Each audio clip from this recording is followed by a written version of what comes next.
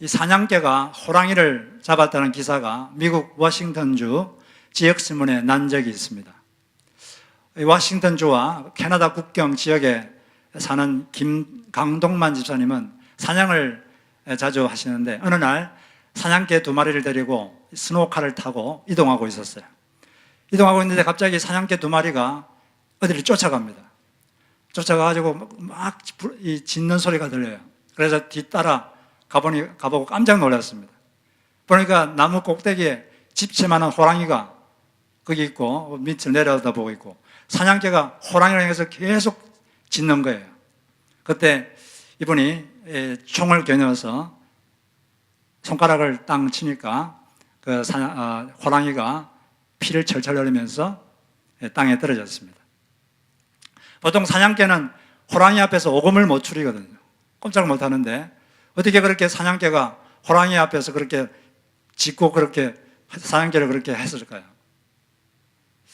이 사냥개는 지금까지 경험을 올 때 많은 걸 봤습니다. 아무리 자기가 오금을 못 추릴 정도로 거대한 짐승도 자기 주인이 총을 한 방 팡 쏘니까 자기 앞에서 피를 철철 흘리면서 죽는 것을 본 거죠.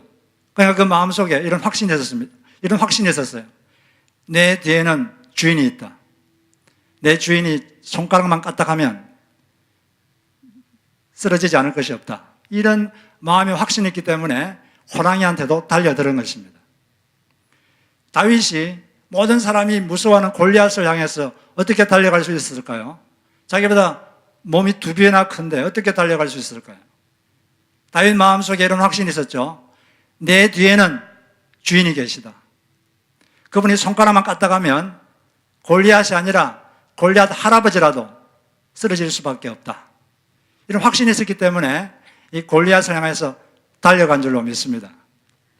우리 마음속에 이런 내 뒤에 하나님이 계시다, 내 뒤에 주님이 계시다 이런 확신이 있으면 이 어려운 세상, 여러 가지 스트레스와 어려움이 많은 이 세상에서 그분의 힘을 통해서 살아갈 수 있다고 믿습니다.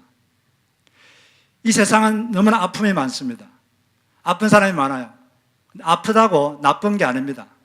나빠서 아픈 것이 아니라 우리가 아픈 세상에 살고 있기 때문에 아픈 것입니다. 하나님을 떠난 이 세상은 아픈 세상입니다. 이 아픈 세상에 살기 때문에 많은 사람 마음이 아파요. 아프기 때문에 우리는 서로에 대하여 긍휼지심, 불쌍히 여기는 그런 마음을 가지고 있어야 됩니다. 그런데 우리가 마음이 아플 때 이 아픔을 잘 대응하면 많은 유익이 있습니다. 여러분, 진주가 어떻게 만들어지는 줄 아십니까? 진주는 조개가 만드는데 조개 속에 모래알이 들어오면 아픔을 느낍니다. 그럼 이 아픔을 없애려고 조개가 무슨 분비물을 냅니다. 그 분비물이 조개 껍질을 만드는 거예요. 근데 그 분비물이 계속 모래알을 싸고 계속 싸다 보면 이게 단단해지고 그게 진주가 되는 거죠. 그래서 우리가 우리 삶 속에 아픔이 있을 때 그것을 잘 대응하면 먼저는 우리 속에 아름다운 성품이 형성됩니다. 아픔이 아름다운 성품을 형성하죠. 아프기 전에는 계속 밖을 향했어요. 밖을 향하고 그랬는데 마음이 아픔이 올 때 비로소 자기 내면을 보게 됩니다. 자기 내면을 보면서 자기 내면 속에 아름답지 못한 모습, 추한 모습을 보게 되죠. 보면서 어떻게 하면 이것을 아름답게 만들 수 있을까 고민하게 됩니다. 그러면서 그 마음속에 아름다운 성품이 조금씩 형성되는 거예요. 그렇게 또 우리 속에 우리가 경험한 아픔은 하나님을 경험하는 아주 좋은 기회가 됩니다.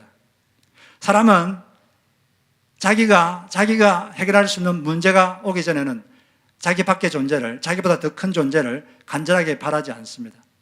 그런데 자기보다 더 큰 문제, 자기 존재보다 더 큰 문제를 맞이했을 때 자기보다 더 큰 하나님, 그 하나님을 그때 비로소 찾게 됩니다. 찾게 되니까 하나님을 만나게 되죠. 하나님은 말씀하셨어요. 약속하셨는데 너희가 나를 찾고 찾으면 나를 만날 것이다. 약속하셨기 때문에 이 진심을 가지고 찾으면 하나님을 만날 수 있는 것입니다. 그래서 아픔이란 것은 하나님을 만날 수 있는 너무 좋은 기회예요. 혹시 여러분 삶 속에 아픔이 있다면 그 기회를 낭비하지 마시기를 바랍니다. 그 기회는 하나님을 만나는 그런 기회로 삼아야 되는 것입니다. 이 세상에는 아주 기가 막힌 사연을 가진 분들이 많습니다. 이런 얘기를 제가 들었는데 갓 20세를 넘긴 키가 큰 어떤 자매님이 계셨어요. 한국에서 어떤 남자를 만나서 결혼하기로 약속을 했습니다. 남자는 뒷정리를 하고 곧 따라오기로 하고 여자분이 먼저 텍사스로 들어왔습니다. 조그마한 방을 얻어서 신혼집을 꾸렸어요. 임신을 했기 때문에 배는 하루가 다르게 계속 불러옵니다. 2주 후 크리스마스가 되면 이제 출산일이 됩니다. 그런데 그날 일요일 아침 한국에서 전화가 왔어요. 그 남자가 전화한 게 아니라 남자의 아내가 전화를 했습니다. 그 남자는 유부남이었고 그 자매를 철저히 속인 거죠. 아직 교회 다녀본 적도 없고 예수를 믿지 않은 그 자매님은 낙태를 하고 싶었지만 2주 후에 나오는 이 아이를 낙태할 방법도 없었습니다. 울다가 지쳐서 마침내 그 아기와 함께 목숨을 끊기로 작정을 했습니다. 그래서 밖을 나갔어요. 근데 목숨을 끊기 전에 처음이자 마지막으로 교회를 한번 가보자 이런 생각이 들었습니다. 그래서 교회를 들어갔어요. 근데 교회를 갔는데 그날 설교 본문이 악한 이세벨 왕비한테 위협을 받고 죽이겠다는 위협을 받고 너무 두려워서 광야로 도망친 엘리야 선지자가 로뎀 나무 아래에 앉아서 하나님께 저를 좀 죽여주십시오 이렇게 요청하는 그런 장면이었어요. 그런데 그것을 가지고 설교하시는데 목사님께서 시종일관 죽지 마십시오. 죽을 힘이 있으면 그 힘으로 사십시오. 주 예수님께서 살 힘을 주십니다. 계속 이렇게 말씀하시는 거예요. 그런데 목사님 말씀을 듣는데 마치 그 말씀이 하나님 음성처럼 들렸어요. 너는 살아야 된다. 죽지 마라. 너는 살아야 돼. 내가 살려줄게. 이렇게 하나님이 말씀하시는 것 같았습니다. 계속 눈물이 흘렸어요. 그날 그는 예수님을 만났습니다. 그리고 하나님께서는 그 자매를 기다리고 있다가 그 자매가 주님께 왔을 때 준비해 놓았던 은혜를 주신 거죠. 그리고 그 아이는 유난히 따뜻했던 크리스마스 날 태어났습니다. 그리고 그녀는 교회 도움과 함께 아이와 함께 지금도 아주 잘 살고 있습니다. 죽고 싶을 정도로 아플 때 그녀가 자기도 모르게 교회를 찾아간 거죠. 교회를 찾음으로써 하나님께 피했습니다. 하나님께 피하니까 하나님께 피난처를 삼으니까 하나님께서 기다리고 계시다가 지금 준비하고 계시던 은혜를 부어주신 거죠. 시편 31편 19절에 보면 주를 두려워하는 자를 위하여 쌓아두신 은혜 곧 주께 피하는 자를 위하여 인생 앞에 베푸신 은혜가 어찌 그리 큰지요. 주님께 피해오니까 주님께서 그 자매에게 꼭 맞는 은혜를 주신 것입니다. 하나님께서는 사람에게 은혜를 줄 때 그 사람에게 꼭 맞는 기승복이 아니라 맞춤복처럼 그 사람의 사정에 꼭 맞는 그런 맞춤 은혜를 주시는 거죠. 여러분들도 마음의 아픔이 있을 때 이렇게 주님께 나가시기를 바랍니다. 이처럼 우리 삶의 아픔이 우리에게 아름다운 성품을 만들어주고 또 하나님을 체험하는 기회가 될 수 있는데 그러려면 반응을 잘해야 돼요. 이 반응을 제대로 못하면 이것이 오히려 자기 삶의 상처가 될 수 있는데 반응을 잘하면 이게 도약판이 될 수 있습니다. 그게 자기 삶을 도약시킬 수 있어요.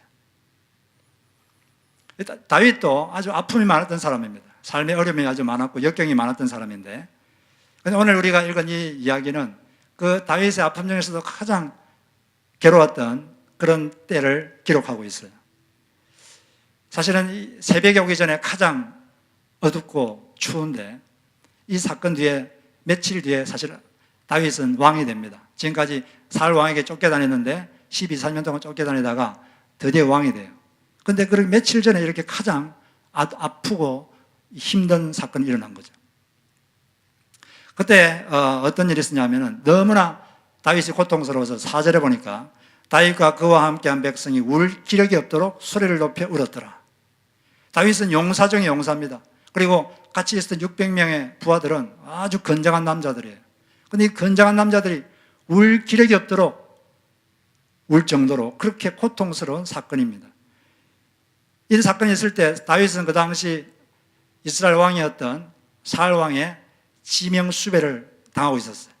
사울 왕의 그 지명수배를 피해서 적국이었던 블레셋에 망명을 왔습니다. 망명을 해서 살고 있는데 그 블레셋 왕이 이스라엘을 침공한다는 그런 소식을 들었어요. 그래서 블레셋 왕에게 점수를 얻으려고 자기하고 부하들 데리고 우리도 돕겠습니다 이렇게 했는데 그 블레셋 왕의 참모들이 저 다윗은 믿을 수가 없습니다. 우리가 전쟁중에 갑자기 변심해서 뒤에 소리를 찌르면 우리가 안 됩니다. 그래서 참여도 못했어요. 그래서 이제 그냥 자기 다시 정착촌으로 왔는데 와보니까 자기들이 살고 있는 그 마을이 완전히 불이 탔습니다. 아말렉 군대가 쳐들어와서 완전히 불을 태웠어요. 그리고 아내들과 자녀들은 다 끌려갔어요. 다 납치당하고 아무도 없어요. 어디 갔는지도 모릅니다. 그것도 힘든데 자기가 신뢰했던 부하들이 너무 화가 나고 좌절되니까 이게 다 다윗 때문이다. 다윗을 우리가 돌로 때려 죽이자. 이렇게 자기들이 서로 언언하는 거예요. 여러분이 다윗 같으면 그 심정이 어떻겠습니까? 너무나 고통스럽죠.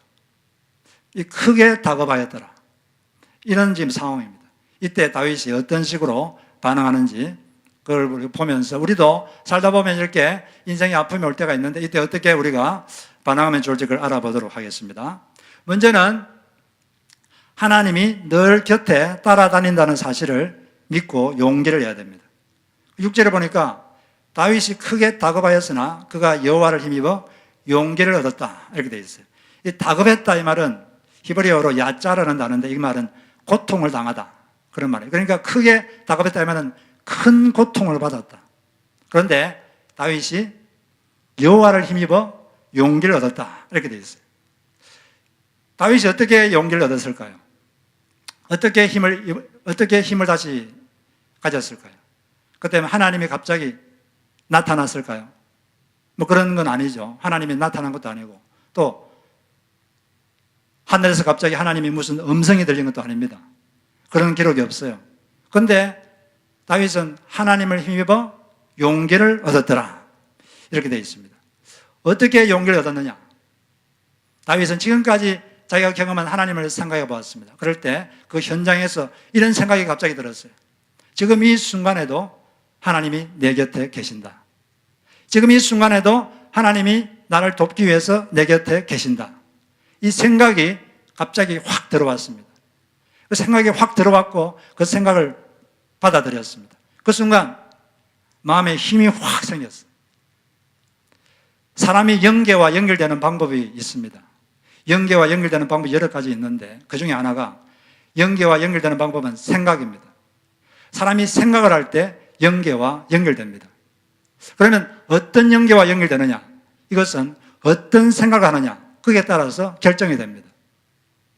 여러분들이 지옥의 영계, 마귀의 영계와 연결되고 싶으면 지옥적인 생각을 하면 그러면 마귀와 연결돼요. 어둡고 부정적이고 미워하고 시기하고 이러면 마귀와 영계와 연결됩니다. 그런데 여러분들이 천국적인 생각을 하면 천국의 영계와 연결돼요. 하나님과 연결이 됩니다.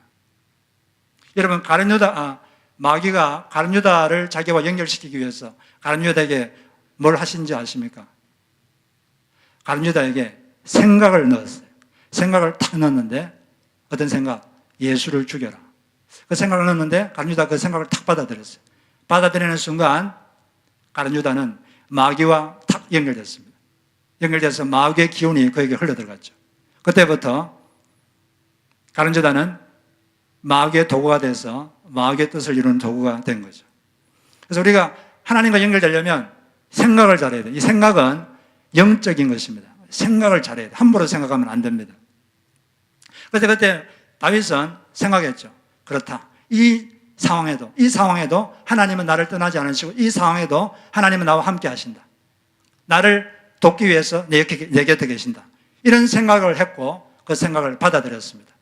그 순간 하나님과 연결됐고 하나님으로부터 생명이 그에게 주입된 거예요. 그 순간 마음에 힘과 용기가 생기고 그런 마음에 평정심을 갖게 되었습니다. 사람이 평정심을 못 가지면 이 사람이 부정적인 감정이 확 마음에 차게 되면 사람이 분별력을 잊어버려요. 화가 나거나 좌절되거나 이런 부정적인 감정이 딱 들어오면 사람의 분별력이 확 떨어져요. 한국 사람들 평균 IQ가 얼마라 그랬죠? 106인데 화가 나거나 좌절되고 불안해지면 IQ가 70으로 확 떨어집니다. 그래서 사람은 화가 날 때나 좌절될 때나 불안할 때는 뭘 결정하면 안 돼요. 그때 하는 결정은 반드시 후회야 합니다. 먼저 평정심을 유지해야 돼요. 평정심 유지한 다음에 결정을 해야 돼요. 그래서 이 다윗은 그때 평정심을 얻어가지고 다시 하나님께 갈 수가 있었던 거죠. 우리가 마음속에 하나님이 지금 이 순간에도 예수 믿는 사람에게는 하나님 옆에 계시거든요. 그걸 받아들이면 어떤 상황이 돌아와도 우리가 평정심을 가지고 그분께 삶을 맡길 수 있다고 믿습니다. 하나님이 여러분 옆에 정말 함께 계신다고 믿으면 담대해지지 않겠어요? 어떤 상황에서도 그분께 삶을 맡길 수가 있습니다. 하나님이 하셨어요 이런 책이 있는데 그 책에서 정경주 자매님은 하나님의 손에 삶을 전적으로 맡기고 살면 하나님께서 다 하신다 이렇게 고백을 하고 있습니다. 왜냐하면 그런 일을 너무 자주 경험했기 때문입니다. 한 번은 그녀가 대한항공 승무원으로 일할 때 비행기가 일본 상공을 통과해서 김포공항으로 막 가고 있었어요. 근데 갑자기 조종실에서 안내 방송이 나왔습니다. 승객 여러분, 비상 상황입니다. 여객기 비행기 우편 날개 엔진에 원인 모를 화재가 발생했습니다.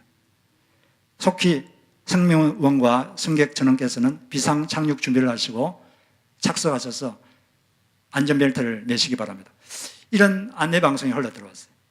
그때 막 준비를 하고 있는데 평소에 그 자매님의 신앙에 대해서 못마땅하게 생각하던, 그래서 신은 없다고 막 주장하던 미스터 킴이라는 승무원이 있었는데 아주 갑자기 무릎을 탁 꿇더니 미스정, 저를 위해 기도해 주세요.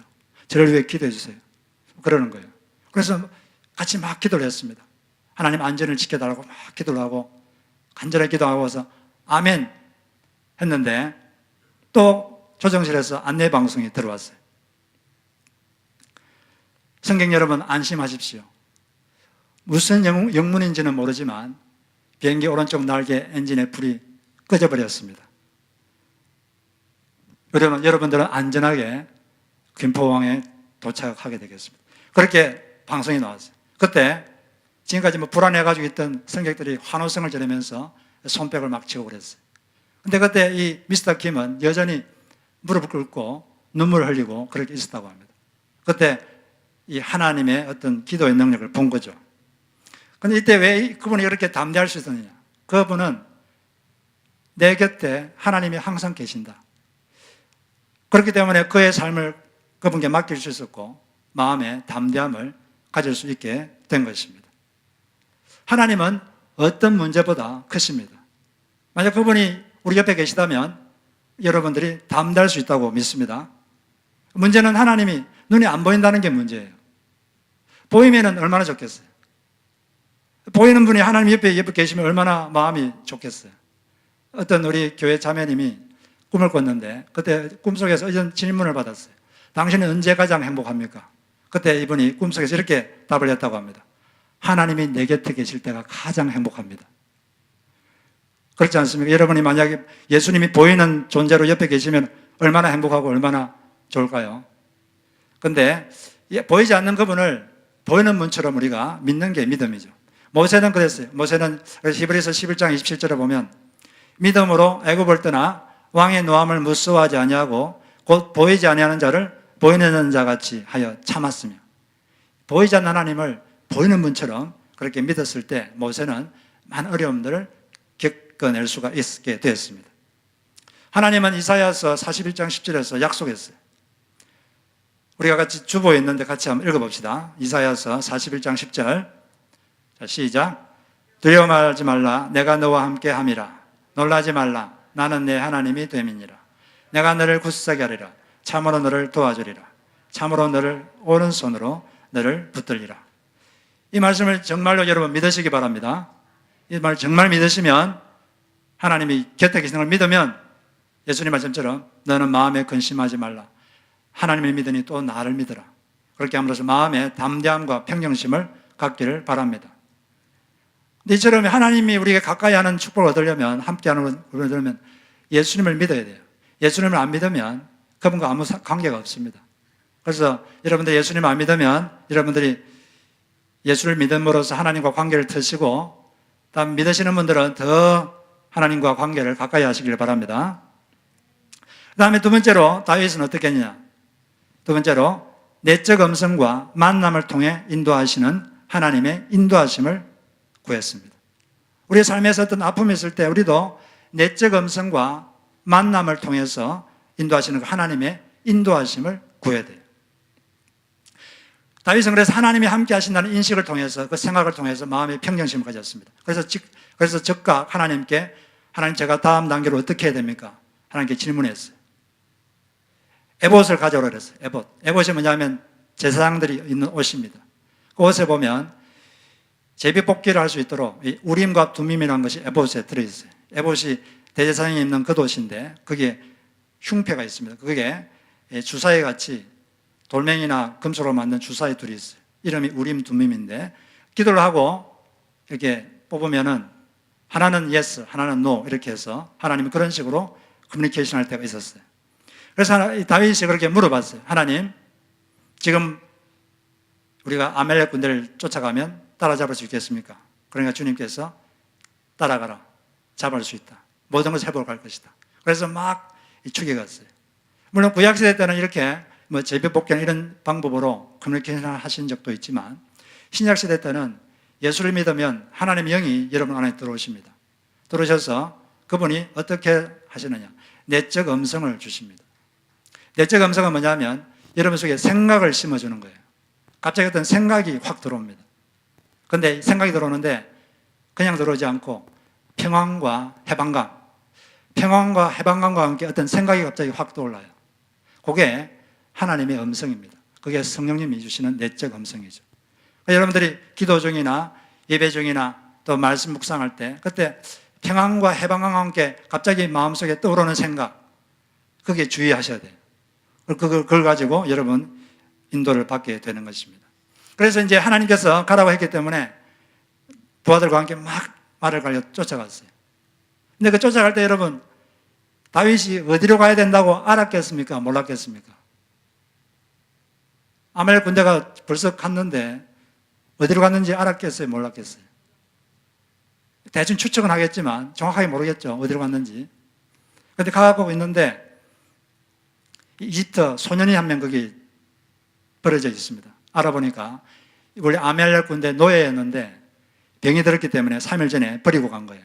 그래서 잘 이렇게 돌봐서 물어봤어요. 아멜렉 군대가 어디로 갔느냐? 그래서 그 소년이 어디로 갔다? 그래서 인도했어요. 그래서 가서 그 모여있는 곳에 기습 공격을 했습니다. 기습 공격해서 전멸시키고 모든 걸 다 찾았어요. 아내들, 아이들, 그리고 뺏긴 물건을 다 찾았습니다. 그런데 여러분, 그 애굽 소년, 노예 소년을 만난 게 우연이겠습니까? 하나님은 그렇게 만나게 했을까요? 하나님께서 소년을 거기 배치해 둔 겁니다. 만남을 통해서 다윗을 인도한 거죠. 하나님은 사람을 인도할 때 사람을 만나게 하십니다. 만남을 통해서 우리의 삶을 인도할 때가 상당히 많습니다. 어떤 사람을 만나느냐 따라서 그 삶의 방향이 확 바뀌어지죠. 그래서 하나님은 우리 삶을 인도할 때 사람을 만나는 그런 복을 주시죠. 하나님은 우리 인생을 다 아시는데 인생의 각 순간마다 미리 여러분이 만날 사람들을 미리 준비해 두고 계십니다. 그리고 그때가 되면 그 사람이 여러분의 인생에 걸어 들어오도록 만들어요.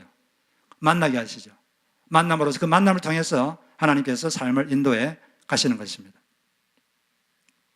그래서 우리는 누군가를 만날 때 그 만남을 아주 귀중하게 생각해야 돼요. 귀중하게 생각하고 그걸 아끼고 가꿔야 됩니다. 물론 만남에 대한 분별도 필요하지만 한국의 인기 배우였던 최수종 씨의 삶에서 그런 하나님의 인도하심을 잘 알 수가 있습니다. 최수종 씨 아십니까? 저만 아시나? 아주 인기 배우죠. 이분이 어릴 때는 아주 아버지가 고급 공무원이었어요. 청와대 근무하셨는데. 그래서 아주 어릴 때는 부유하게 살았습니다. 아주 부유하게 살았어요. 그리고 전 가족이 아주 교회를 열심히 다녔어요. 그리고 이 최수종 씨는 남동생하고 누나와 함께 주일학교 교사로 아주 열심히 섬겼습니다. 예수님을 정말 사랑했어요. 그래서 세 남매가 주일학교 교사로 섬겼던 그때가 자기 인생에서 가장 행복했던 시절이다. 이렇게 고백합니다. 그런데 아버님이 사업을 하시려고 청와대를 그만두시고 파라과이로 이민을 갔어요. 이민을 갔는데 그래서 처음에는 사업이 너무 잘 되었습니다. 그래서 최수정 씨는 미국 콜로라도의 대학에 유학까지 왔어요. 근데 사업이 점점 기울기 시작하더니 아버님이 믿었던 어떤 사람이 아버님을 크게 사기를 쳤어요. 사기를 쳐가지고 망했습니다. 그것 때문에 아버님은 마음에 큰 병을 얻고 그걸 이기지 못하고 그 분노 때문에 그냥 돌아가셨어요. 더 이상 거기 있을 수가 없어서 어머니 남동생만 파라과이에 두고 어머니도 한국에 돌아오고 자기도 미국에서 한국으로 돌아왔어요. 한국에 돌아온 때가 1986년인데 근데 돌아왔는데 살 집이 없습니다. 먹을 음식이 없어요. 끼니를 때울 수가 없어요. 그 전에 부유할 때는 사람들이 살갑게 되었는데 모든 사람이 외면합니다. 친척들도 외면하고. 그래서 어머니는 자기 친구 집을 하루씩 돌아가면서 끼니를 때우고 잠자리를 제공받았어요. 그 최수정 씨는 잘 데가 없어서 노숙자 생활을 했습니다. 길거리에서 잤어요. 어느 날 그러면서 하나님에 대한 원망도 생겼죠. 어느 날 서울의 고속버스 터미널 그 맞은편 벤치에서 누워서 잠을 자려고 하고 있는데 어떤 노숙자가 자기한테 와서 신문지를 한 장 주면서 이 신문지를 듣고 자시면 따뜻합니다 하면 신문지를 주는 거예요. 근데 그때 이분이 생각했어요. 이분은 나보다 더 남루하고 더 빼빼 말랐고 초라한 것 같은데 왜 나에게 이렇게 은혜를 베푸나? 나를 베푸는가? 이런 생각이 들면서 그때 정신이 바짝 들었습니다. 그때 하나님께 기도했어요. 하나님, 혹시 제가 돈을 벌면 저보다 못한 사람을 도우며 살겠습니다. 주님, 저에게 한 번만 기회를 주십시오. 간절하게, 아주 간절하게 기도했어요. 그리고 다음 날부터 정신을 차렸어요. 그때부터 온갖 일을 다 했습니다. 안 해본 일이 없어요. 공사 현장에 가서 일용직 잡부로 노동자로 하여튼 온갖 일을 다 했어요. 그렇게 한참 그렇게 일을 하고 있는데 어느 날 갑자기 어떤 사람이 학생 과외 수업을 해보지 않겠느냐. 그래서 그렇게 하겠다고 해서 과외 수업을 하게 됐어요. 과외 수업을 했는데 그 학생의 아버지가 KBS 예능국 국장이었습니다. KBS 예능국 국장인 그 아버지가 최수정 씨의 외모를 좀 보고 외모가 좋고 또 끼가 좀 있어 보여서 당신 탤런트 해보지 않겠느냐. 그래서 해보겠다 그랬어요. 그래서 처음으로 이제 조연으로 드라마에 출연했는데 그때 시청자들의 눈길을 확 끌었어요. 그 다음부터 주연이 되고 이제 MC도 하고 그리고 이제 라디오 방송도 진행하고 갑자기 유명해졌죠.